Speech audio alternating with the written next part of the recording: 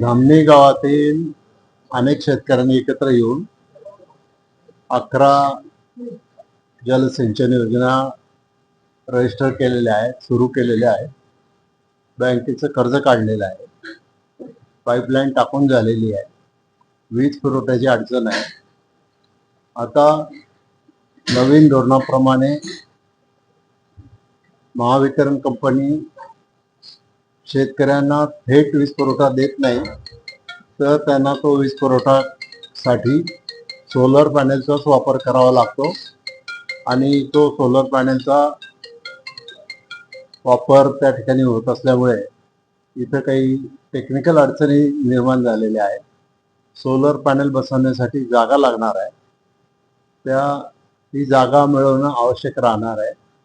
मग त्याच्यानंतर सोलर पॅनेलच्या कंपनीने त्याची गॅरंटी दिली पाहिजे की किती हॉर्स पॉवरची मोटार किती तास चालेल. इथे 25, 30 हॉर्स पॉवरच्या 11 स्कीम्स आहेत.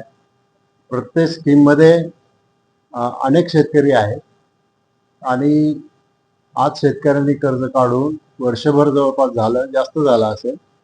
व्याज चालू आहे, लिफ्ट चालू नाही, पाणी मिळत नाही, शेतकरी हवालदिल आहे. आणि म्हणून त्याच्यासाठी आमचा प्रयत्न आहे.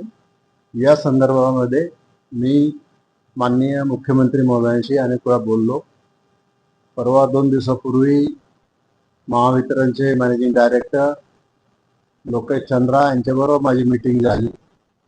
त्यांनी तिथूनच चीफ सेक्रेटरींना चीफ इंजिनियरला सूचना दिल्या, तुम्ही जागेवर जाऊन पहा. मी सांगितलं मी येतो, आपण एकत्र मीटिंग करू, नक्की अडचणी काय आहेत त्या समजून घेऊ, त्या सोडवायचा प्रयत्न करू.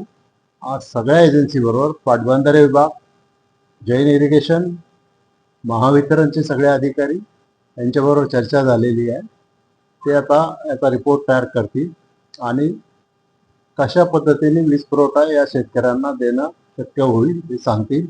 पण या शेतकऱ्यांना निश्चित प्रकारे त्यांचं क्षेत्र भिजवण्यासाठी वीज पुरवठा उपलब्ध करून दिला जाईल याची मी खात्री देतो.